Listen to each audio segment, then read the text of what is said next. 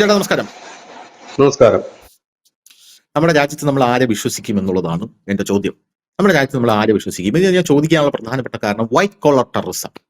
ഇന്നലെ ഞാൻ ആദ്യമായിട്ടാണ് ഈ പേര് കേൾക്കുന്നത്, വൈറ്റ് കോളർ ടെററിസം. സത്യമായിട്ടും ഇതിനു മുമ്പ് ഈ പേര് ഞാൻ കേട്ടിട്ടില്ല. ചിലപ്പം എന്റെ മാധ്യമപ്രവർത്തന ജീവിതത്തിൽ അതൊരു വലിയൊരു പിഴവായിരിക്കാം. അത് എനിക്കറിയില്ല. ഞാൻ ഇത് ആദ്യമായിട്ടാണ് കേൾക്കുന്നത്. ദിവസം കഴിയും തോറും ഓരോ പുതിയ ടെററിസമാണ് നമ്മുടെ രാജ്യത്ത് ഉയർന്നു വരുന്നത്. ഇപ്പൊ വൈറ്റ് കോളർ ടെററിസം.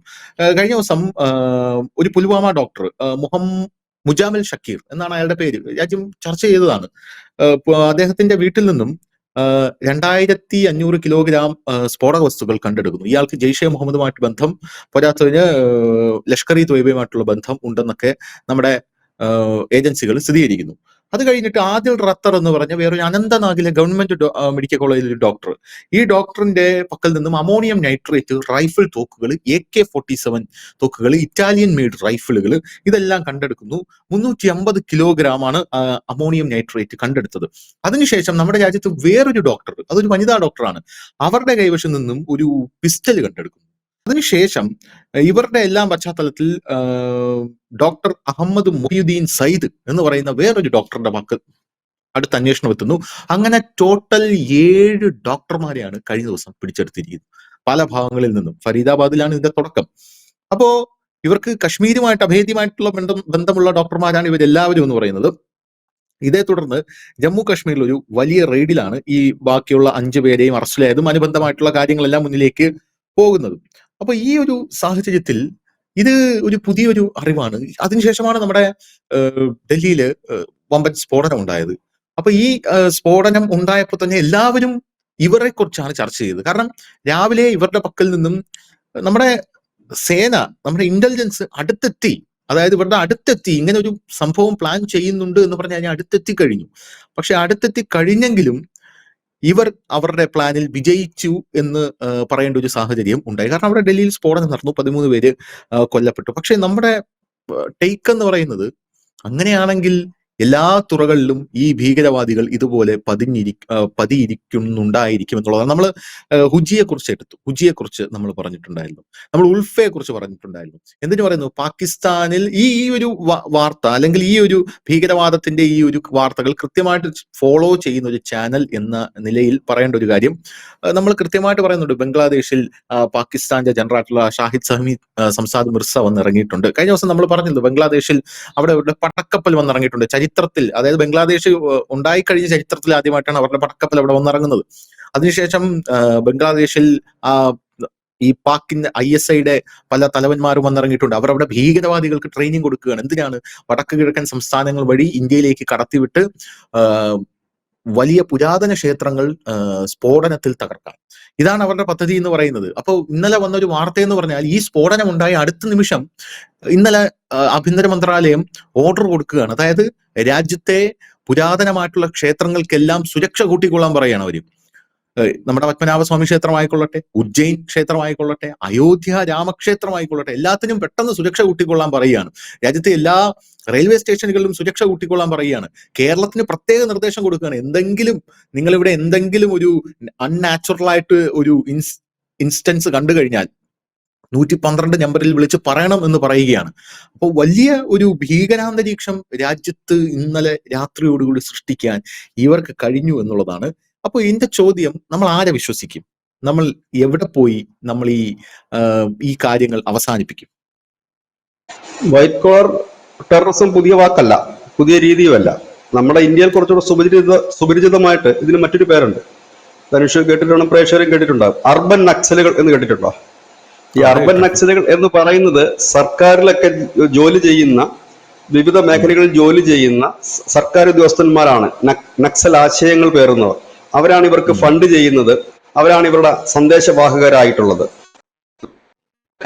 എടുത്തു കഴിഞ്ഞാൽ എല്ലാവരും ഡോക്ടറും എഞ്ചിനീയർമാരും ഒക്കെ തന്നെയാണ്. അതായത് വിദ്യാസമ്പന്നരാണ് കൂടുതലും. നമ്മുടെ കേരളത്തിൽ നിന്ന് തന്നെ ഈ അഫ്ഗാനിലും സിറിയയിലും പോയ പെൺകുട്ടികൾ ആരായിരുന്നു? വിദ്യാഭ്യാസം ഇല്ലാത്തവരായിരുന്നില്ല, അവർ അത്യാവശ്യം നല്ല വിദ്യാഭ്യാസമുള്ളവരായിരുന്നു.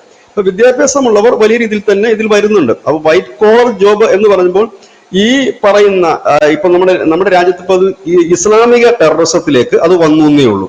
നേരത്തെ തന്നെ അർബൻ നക്സലുകൾ ഉണ്ട്, നമ്മുടെ ഇടയിൽ പോലും ഒക്കെ ഉണ്ട് അർബൻ നക്സലുകൾ. അവരാണ് അവരുടെ ഈ പത്രങ്ങളുണ്ടല്ലോ, ഈ നക്സലുകളുടെ ഇതുണ്ട്, അങ്ങനെയൊക്കെയുള്ള പത്രങ്ങളും മറ്റുമൊക്കെ ഇറക്കുന്നത്. ഏതായാലും നമുക്ക് കാര്യത്തിലേക്ക് വരാം. ഈ ഒരു വലിയൊരു ചോദ്യമാണ് ധനുഷ് ചോദിച്ചത്. കാരണം നമ്മൾ ആരെ വിശ്വസിക്കും എന്നുള്ളത്. കാരണം നമ്മുടെ നാട്ടിൽ ഇല്ലെങ്കിൽ നമുക്കൊക്കെ ഒരു അസുഖം വന്നാൽ നമ്മൾ വേറൊന്നും നോക്കാതെ ആദ്യം ഓടിയെത്തുന്ന ഒരു ഡോക്ടറുടെ അടുത്തേക്കാണ്.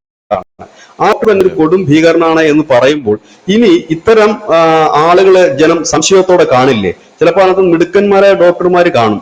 അപ്പോൾ സ്വാഭാവികമായി അവരെയും ജനം സംശയത്തിൽ കാണില്ലേ? നമുക്കറിയാം, മുമ്പ് ഭക്ഷണത്തിൽ തുപ്പുന്ന വീഡിയോ ഇറങ്ങി.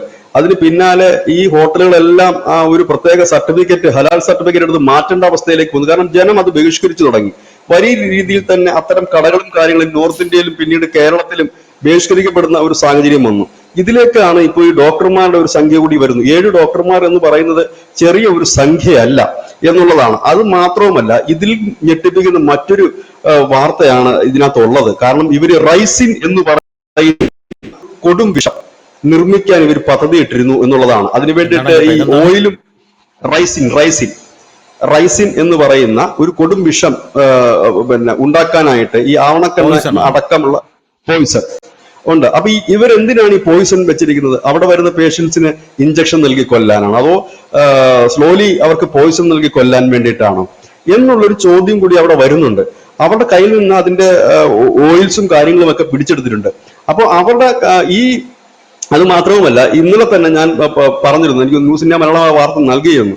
ഈ ഇന്റലിജൻസ് റിപ്പോർട്ട് തന്നെ ഉണ്ടായിരുന്നു. UP-യിലെ RSS കാര്യാലയം, ദില്ലിയിലെ ആസാദ്പുരിയിലെ മാർക്കറ്റ്, അഹമ്മദാബാദിലെ നരേദയിലെ മാർക്കറ്റ് എന്നിവയിലൊക്കെ സ്ഫോടനം നടത്തുവാനായിട്ട് ഒരു പദ്ധതി ഇവർ തയ്യാറാക്കുന്നുണ്ട് എന്ന് പറഞ്ഞിരുന്നു. അപ്പം ഒരിടത്തല്ല പലയിടത്തായിട്ടുണ്ടായിരുന്നു. ഈ ലേഡി ഡോക്ടർ ഉൾപ്പെടെയുള്ളവരുണ്ട്. അപ്പൊ അതായത് അഭ്യസ്ത, നമുക്കറിയാം ഈ കണ്ണൂരിൽ നിന്നൊക്കെ ISIS-ന്റെ സ്ലീപ്പർ സെല്ലിൽ ഒരു വനിതയുണ്ടായിരുന്നു. 28 വയസ്സുള്ള ഒരു യുവതിയാണ് പിടിച്ചോണ്ട് പോയത്. അത് 2022 മറ്റോ ആയിരുന്നു ആ സംഭവം നടന്നതെന്നാണ് ഓർക്കുന്നത്. 22 23 അപ്പം ഇത്തരത്തിൽ വലിയ രീതിയിൽ തന്നെയുണ്ട്. ഇവിടെ എന്താ സംഭവിക്കുന്നത് വെച്ചാൽ, ഈ ഒരു ചെറിയ വിഭാഗം ആളുകൾ കൊണ്ട് ഒരു വലിയ വിഭാഗത്തിന്റെ വയറ്റത്തടിക്കുകയാണ്.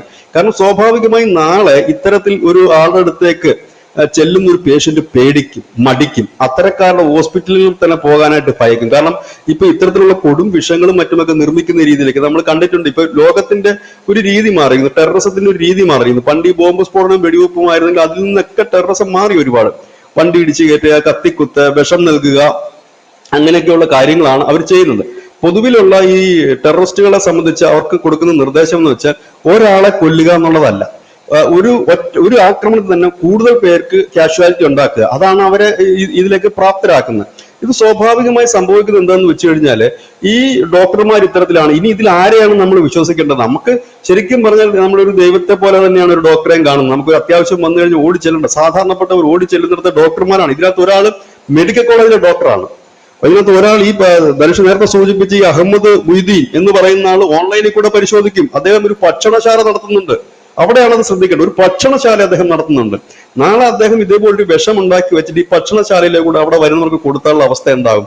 നമ്മളൊരു ഡോക്ടറാണ്, ഡോക്ടറുടെ ഭക്ഷണശാല എന്ന് പറയുമ്പോൾ സ്വാഭാവികമായി തന്നെ ആരും അവിടെ ഭക്ഷണം കഴിക്കാൻ ചെല്ലും, സ്വാഭാവികമാണ്. നമുക്കറിയാം നമ്മുടെ നാട്ടിൽ എവിടെ സൗജന്യമായിട്ട്, കേരളമൊക്കെ ദാരിദ്ര്യമുക്തമായ ലോകത്തിലെ ഒരു രാജ്യമാണ് കേരളം. ആ രാജ്യത്ത് പോലും സൗജന്യമായിട്ട് എവിടെയെങ്കിലും ഭക്ഷണമുണ്ട്, അന്നദാനമുണ്ടെന്ന് പറഞ്ഞാൽ എന്ത് ക്യൂ ആയിരിക്കും ഇവിടെ. അപ്പം ബാക്കിയുള്ള സ്ഥലങ്ങൾ നമ്മൾ പറയേണ്ട കാര്യമില്ലല്ലോ. അപ്പം ഇങ്ങനെയുള്ള കാര്യങ്ങൾ നടക്കുമ്പോൾ അതാണ് ഇതിന്റെ ഒരു വലിയ അപകടാവസ്ഥ. അതാണ്. അപ്പൊ ഇങ്ങനെ എന്ത് പറ്റുമെന്ന് ചോദിച്ചാൽ, ഒരു വിഭാഗം ഒരുപക്ഷെ ഇത്തരത്തിലുള്ള പ്രവർത്തികൾ മൂലം അതിൽ നിരപരാധികളായിട്ടുള്ള ഒരു 95% പേർ എന്താണ് പറയുന്നത്, പാർശ്വവൽക്കരിക്കപ്പെടും. അവർ ഈ സമൂഹത്തിൽ നിന്ന് അകന്നു പോകുന്ന ഒരു സാഹചര്യം വരും. എന്തുകൊണ്ടാണ് അകന്നു പോകുന്നത് വെച്ചാൽ, അവരെ ആരും അകറ്റിവിടുന്നതല്ല, ഒരുപക്ഷെ ഭയം കൊണ്ട് അത്തരക്കാരുടെ അടുത്തേക്ക് പോകാത്ത ഒരു അവസ്ഥ വരാം. അല്ലെങ്കിൽ അത്തരത്തിലുള്ള ഹോട്ടൽസിൽ നമ്മൾ പോകാതിരിക്കാം. അങ്ങനെ ഒരുപാട് കാര്യങ്ങളുണ്ട് ഇതിനകത്തൊക്കെ. അപ്പം ഇത് ശരിക്കും പറഞ്ഞു കഴിഞ്ഞാൽ എന്താണ് പറയുന്നത്, മതസൗഹാർദ്ദം തകർക്കുന്നു. ഒരു കാര്യം, മതസൗഹാർദ്ദം തകർക്കുന്നില്ല, ഭീകരവാദത്തിന് വിത്തുപാകുന്നു എന്നൊക്കെ നമ്മൾ പറയേണ്ടി വരും. നമുക്കറിയാം, ജമ്മു കാശ്മീരിൽ പഹൽഗാമിൽ ഭീകരാക്രമണം നടന്നിട്ട്, പുൽവാമയിൽ ഭീകരാക്രമണം നടന്നിട്ട് ഇവരൊക്കെ പറയുന്നുണ്ടല്ലോ BJP ആണ് ഇതിലേക്ക്, അവർ സംഘപരിവാറാണ്, അവർക്ക് നേട്ടത്തിന് വേണ്ടിയിട്ടാണെന്ന് പറഞ്ഞാൽ, ഇതൊക്കെ നടന്നിട്ട് ഈ രാജ്യത്ത് എന്തെങ്കിലും ഒരു പ്രതിഷേധമോ എന്തെങ്കിലും ഒരു സംഘടനമോ എന്തെങ്കിലും ഒരു കലാപമോ നടന്നു? പുൽവാമയിൽ ആരാണ് ചെയ്തതെന്ന് എല്ലാവർക്കും അറിയാമല്ലോ. എന്നിട്ട് ഏതെങ്കിലും വിഭാഗത്തിന്റെ ഏതെങ്കിലും ഒരു സ്ഥാപനത്തിന് നേർക്ക് എന്തെങ്കിലും ഒരു ആക്രമണം നടന്നിട്ടുണ്ടോ ഈ രാജ്യത്ത്? ഇല്ല. അതാണ് ഈ രാജ്യം. അതൊരു ബലഹീനതയായിട്ട് കാണുമ്പോഴാണ് പ്രശ്നം വരുന്നത്. അതാണ് ഈ രാജ്യം. അതായത് മാക്സിമം നമ്മൾ സഹിഷ്ണുതയോടുകൂടി തന്നെയാണ് ഇതിനെ ഉൾക്കൊള്ളുന്നത്. പക്ഷെ ആ സഹിഷ്ണുത ബലഹീനതയായിട്ട് കാണുകയും ആ സഹിഷ്ണുതയുള്ളവർ പൊട്ടന്മാരാണെന്ന് കരുതുകയും ചെയ്യുന്നിടത്താണ് ഇവർ കഥ എഴുതി വിടുന്നത്. ഞാൻ ഇപ്പോഴും ഓർക്കുന്നു, കസബ്, നമ്മുടെ മുംബൈ ഭീകരാക്രമണത്തിലെ കസബിനെ കുറിച്ച് എഴുതിയത് പൂമ്പാറ്റകളെയും പൂക്കളെയും ഇഷ്ടപ്പെടുന്ന ആളായിരുന്നു എന്നാണ് ഒരു മാധ്യമം എഴുതി പിടിപ്പിച്ചിരിക്കുന്നത്. അങ്ങനെയുള്ളിടത്ത് ആണ് എന്നിട്ട് ഇവരിത് ചെയ്യുകയും ഇതിനെ ന്യായീകരിച്ച് രംഗത്തെത്തുകയും ചെയ്യുമ്പോൾ അവർ കരുതേണ്ടത് അപ്പുറത്തുള്ള മറുവിഭാഗം പൊട്ടന്മാരല്ല, അല്ലെങ്കിൽ അറിവില്ലാത്തവരല്ല, അവർക്ക് ഇതെല്ലാം അറിയാം, അവർക്കൊരു സഹിഷ്ണുതയുണ്ട് എന്നുള്ളത് കൊണ്ട് മാത്രമാണ്. അതുകൊണ്ടാണ് ഞാൻ പറയുന്നത്, ഇവിടെ ഇപ്പൊ ഇന്ത്യയിൽ ഇപ്പൊ ഇഷ്ടംപോലെ ആക്രമണം നടന്നില്ലേ? ആ ആക്രമണത്തിനെതിരെ എവിടെങ്കിലും ഉണ്ടായ പ്രതിഷേധം? എന്നാ പിന്നെ ഇവർ പറയുന്നതൊക്കെയാണെങ്കിൽ അത് വെച്ച് നേട്ടം ഉണ്ടാക്കണമെങ്കിൽ അതും പറഞ്ഞിട്ടല്ലേ ഇറങ്ങേണ്ടത്? ഇപ്പൊ ഭീകരാക്രമണം ഉണ്ടായി, എന്നാ പിന്നെ എല്ലായിടത്തും പോയി ഭയങ്കര പ്രകടനം നടത്തിയേക്കാം, ഹർത്താൽ നടത്തിയേക്കാം, എന്നാൽ ഒരു വിഭാഗത്തിന് കടവല്ലി പൊളിച്ചേക്കാം എന്നാരും പറയുന്നില്ലല്ലോ. എവിടെങ്കിലും അതിന്റെ പേര് ആക്രമണം നടന്നിട്ടുണ്ടോ? ഇല്ല. അപ്പൊ ആ പറയുന്നതിന് ലോജിക്കുണ്ടോ? ലോജിക്കില്ല. ഇപ്പൊ ബീഹാറിലെ ഇലക്ഷൻ എന്ന് പറയുന്നു, മുമ്പ് അങ്ങനത്തെ ഇലക്ഷൻ എന്ന് പറയുന്നത്. അപ്പൊ അങ്ങനെ ചോദിക്കുകയാണെങ്കിൽ ഈ ലോകത്തെമ്പാടും ഈ രാജ്യത്തടക്കം നടന്നിട്ടുള്ള ഭീകരാക്രമണങ്ങളൊക്കെ എല്ലാം പിന്നിൽ ഇലക്ഷൻ ആയിരുന്നു. ഇന്ന് ഞാനൊരു വലിയ പോസ്റ്റ് കണ്ടു, ഒരു കമന്റ്, നല്ല രസമുണ്ട് അത് കാണാൻ. അപ്പൊ അതിനകത്ത് ചോദിക്കുന്നു, ശരി ഇത് ഈ തെരഞ്ഞെടുപ്പ് പ്രമാണിച്ചിരുന്നു, അപ്പം മുംബൈയിലെ ഭീകരാക്രമണം അത് അവിടുത്തെ പാൽ സൊസൈറ്റിയിലെ തെരഞ്ഞെടുപ്പായിരുന്നു, അതിന് മുമ്പ് വോട്ട് പിടിക്കാനായിരുന്നു. ഇങ്ങനെയാണ് ഇതിന്റെ ഒരു രീതി പോകുന്നത്. പക്ഷെ ഇതിനെ ന്യായീകരിക്കുകയല്ല വേണ്ട, ഒറ്റപ്പെടുത്തുകയാണ് വേണ്ട. ഇതിനകത്ത് ഈ മൊയ്തീൻ എന്ന് പറയുന്ന ഈ ഡോക്ടറുടെ അമ്മയും സഹോദരങ്ങളും കൂടി ഇപ്പൊ പോലീസ് കസ്റ്റഡിയിലുണ്ട്. ഇപ്പൊ ഇത് കാണുമ്പോൾ കുറെ എണ്ണം മെഴുകാൻ ഇറങ്ങും. അവർ പറയും, ആ നിരപരാധിയായ അമ്മ എന്ത് പിഴച്ചു, നിരപരാധിയായ സഹോദരങ്ങൾ എന്ത് പിഴച്ചു എന്ന് ചോദിക്കും. നമ്മളിവിടെ ഒരു കഞ്ചാവ് കേസ് പിടിച്ചാൽ ആദ്യം അച്ഛനെ അമ്മയും അല്ലേ പറയുന്നത്, നിങ്ങൾ ഇത് അറിഞ്ഞില്ലേ എന്ന് ചോദിക്കും. സ്വാഭാവികമായ ആ മകന്റെ വഴിപിഴച്ച പോക്ക് ആ വീട്ടുകാർക്ക് അറിയില്ല എന്ന് പറഞ്ഞാൽ ബുദ്ധിമുട്ടുള്ള കാര്യമായിരിക്കും അത്. എന്ത് സിഗരറ്റ് വലിക്കുന്നതായാലും വെള്ളം അടിക്കുന്നതായാലും ഒക്കെ ആ ഒരു വീട്ടിലേക്ക് വന്ന് കയറുന്ന ആൾ, ആ വീട്ടിൽ തങ്ങുന്ന ആൾ അങ്ങനെ ചെയ്തു കഴിയുമ്പോൾ സ്വാഭാവികമായിട്ട് വീട്ടുകാർക്ക് അറിയാവുന്നതാണ്. അപ്പൊ ഈ പറയുന്ന ഈ ഡോക്ടറുടെ അമ്മയും ഈ സഹോദരങ്ങളും അകത്ത് പോയി. കാരണം അങ്ങനെയുള്ളവർ തന്നെ ഈ രാജ്യത്തിന് ആവശ്യമില്ല, അതാണത് യാഥാർത്ഥ്യം. കാരണം ഇങ്ങനെ ഈ രാജ്യത്തിരിക്കുകയും ഈ രാജ്യത്തിന് വിഘടനവാദത്തിന് സഹായം ചെയ്ത് കൊടുക്കുകയും ചെയ്യുന്ന കഴിഞ്ഞ ദിവസങ്ങളെല്ലാം ജമ്മു കാശ്മീരിൽ നമ്മൾ കണ്ടത് എന്താണ്? പുൽവാമയിലടക്കം പ്രാദേശികമായിട്ട് സഹായം ചെയ്തവരുടെ വീടുകളിൽ ചെല്ലുകയും അവരെ അറസ്റ്റ് ചെയ്യുകയും അവരുടെ വസ്തുക്കൾ അപ്പോൾ തന്നെ ജപ്തി ചെയ്യുകയുമായിരുന്നു. ഇത് ആദ്യമായിട്ടാണ് ജമ്മു കാശ്മീരിൽ ഇങ്ങനെ ഒരു പ്രവർത്തനം കഴിഞ്ഞ ദിവസം തുടങ്ങിയത്. കാരണം ജമ്മു കാശ്മീരിൽ ഏറ്റവും വലിയ അവർക്ക് കുറെ അധികാരങ്ങളുണ്ടായിരുന്നു. ഈ ആർട്ടിക്കിൾ 370 എടുത്ത് കളയുന്നതിന് മുമ്പ് അവർക്ക് പ്രത്യേക ഭരണഘടന ഉണ്ടായിരുന്നു, പ്രത്യേക പതാക ഉണ്ടായിരുന്നു, പ്രത്യേക പ്രധാനമാണ് അവർ അറിയപ്പെടുന്നത്, ഇങ്ങനെയൊക്കെ ഉണ്ടായിരുന്നവരാണ്. അപ്പം ഇങ്ങനെയുള്ള ഒരു സാഹചര്യത്തിലാണ് കഴിഞ്ഞ ദിവസം ഇവിടെ ഈ പുൽവാമയിൽ ഇങ്ങനെ ഒരു സംഭവം നടക്കുന്നു. അവരുടെ ജീവിതത്തിൽ അത് വലിയ സംഭവമായിരുന്നു. കാരണം ഈ പോലീസ് എല്ലാ വീടുകളിലും കയറി ഇറങ്ങുന്നു, റെയ്ഡ് നടത്തുന്നു, ആളുകളെ പിടികൂടുന്നു, അവരുടെ വീടുകൾ, അതായത് ഈ പാകിസ്ഥാനും അല്ലെങ്കിൽ ഭീകരരുമായി ബന്ധമുള്ളവരുടെയൊക്കെ വീടുകൾ അപ്പോൾ തന്നെ ഡിറ്റനേറ്റർ ഉപയോഗിച്ച് തകർത്ത് കളയുന്ന ഒരു കാഴ്ച. ഇത് 2-3 ദിവസം മുമ്പ് നടന്ന ഒരു കാര്യമാണ്. കാശ്മീരിൽ നടന്ന വലിയൊരു ഓപ്പറേഷൻ എന്ന് നമ്മൾ വാർത്ത നൽകുകയും ചെയ്തു വരുന്നു.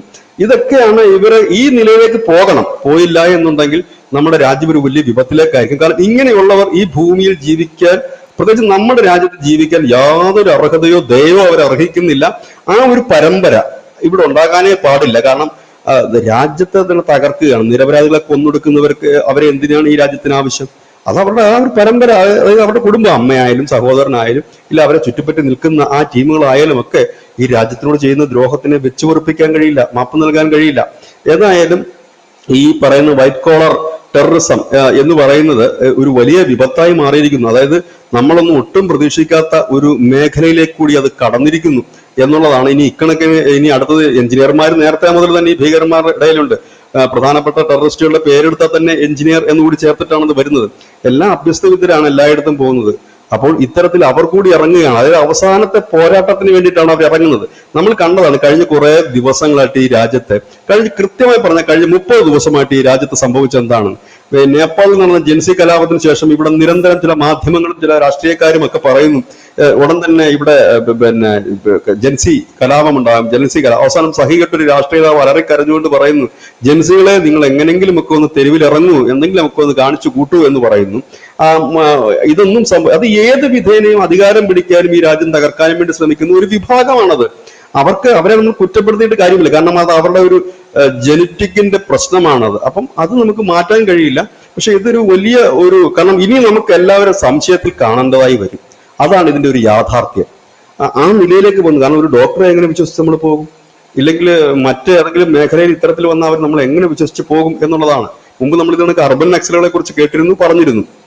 അത് ഇപ്പോഴും സജീവമായിട്ട് നിൽക്കുന്നു. പക്ഷെ ഇപ്പം നക്സലിസം ഈ രാജ്യത്ത് ഇല്ലാതായതോടുകൂടി അർബൻ നക്സലുകൾ ഒതുങ്ങിയിട്ടുണ്ട്. അപ്പോൾ ആശയങ്ങൾ മരിക്കുമെന്നോ അവരില്ലാതാകുമെന്നോ നമ്മൾ കരുതുന്നില്ല.